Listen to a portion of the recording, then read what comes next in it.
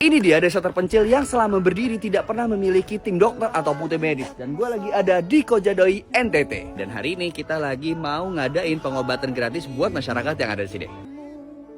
Dan yang buat sedihnya adalah di pulau ini tuh gak ada dokter. Bahkan ibu-ibu yang lahiran aja sampai ada yang lahiran di atas kapal karena jarak untuk rumah sakit melalui jalur laut butuh waktu 1 jam. Belum lagi cuaca yang gak bisa ditebak. Dan Minimnya tenaga kesehatan di daerah terpencil merupakan masalah krusial yang memengaruhi akses layanan kesehatan bagi jutaan orang di seluruh dunia, termasuk di Indonesia.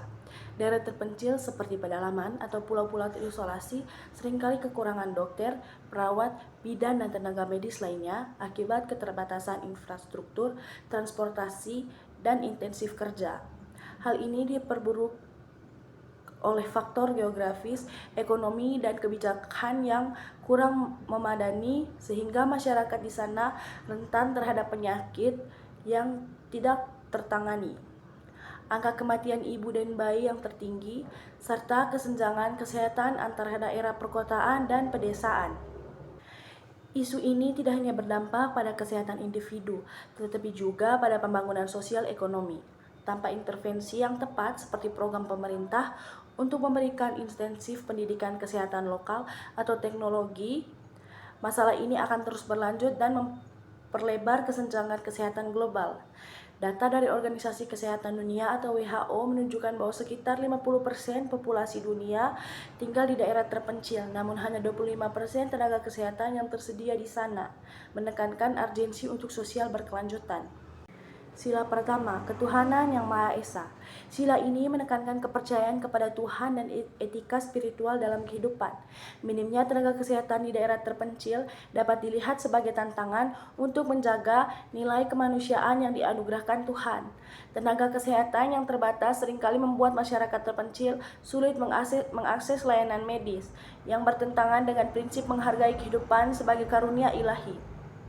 Pemerintah dan masyarakat perlu mendorong tenaga kesehatan untuk bekerja di daerah terpencil dan semangat pengabdian seperti melalui program relevan berbasis agama untuk memastikan kesehatan sebagai bagian dari ibadah sosial. Sila kedua, kemanusiaan yang adil dan beradab. Sila ini menjunjung tinggi hak asasi manusia dan keadilan dalam perlakuan. Isu ini menunjukkan ketidakadilan akses kesehatan di mana masyarakat terpencil seringkali kelompok rentan seperti petani atau nelayan terabaikan. Minimnya tenaga kesehatan memperburuk kesenjangan seperti tingginya angka kematian ibu dan anak.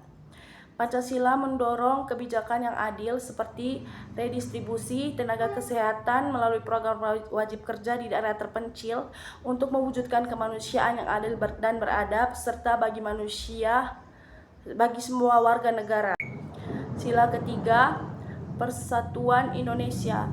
Sila ini mengutamakan kesatuan dan persaudaraan antar warga. Minimnya tenaga kesehatan di daerah terpencil dapat mengancam persatuan bangsa karena kesenjangan kesehatan menciptakan isolasi sosial dan ekonomi. Daerah terpencil seringkali terpisah dari pusat perkotaan sehingga masalah ini memperlemah ikatan nasional. Untuk menjaga persatuan dan diperlukan upaya bersama seperti kampanye nasional untuk merekrut tenaga kesehatan dari berbagai daerah, program persatuan antar wilayah agar seluruh Indonesia masih terhubung dalam solidaritas kesehatan. Sila keempat, kerakyatan yang dipimpin oleh hikmat kebijaksanaan dalam permusyawaratan perwakilan. Sila ini menekankan demokrasi dan partisipasi rakyat. Minimnya tenaga kesehatan seringkali terjadi karena keputusan kebijakan yang kurang melibatkan masyarakat terpencil, seperti alokasi anggaran kesehatan yang tidak merata. Masyarakat di daerah tersebut jarang terwakili dalam perencanaan. Pancasila mendorong musyawarah untuk mengatasi ini, misalnya melalui forum desa atau DPRD lokal yang melibatkan tokoh masyarakat dalam merancang intensif bagi tenaga kesehatan seperti tunjangan khusus atau fasilitas pendidikan agar kebijakan lebih bijak dan responsif. Sila kelima, keadilan sosial bagi seluruh rakyat Indonesia. Sila ini fokus pada kesetaraan sosial ekonomi. Isu ini merupakan contoh ketidakadilan sosial, di mana daerah terpencil mendapat porsi tenaga kesehatan yang minim dibandingkan perkotaan, meskipun mereka berkontribusi pada kesejahteraan nasional, misalnya melalui sumber daya alam.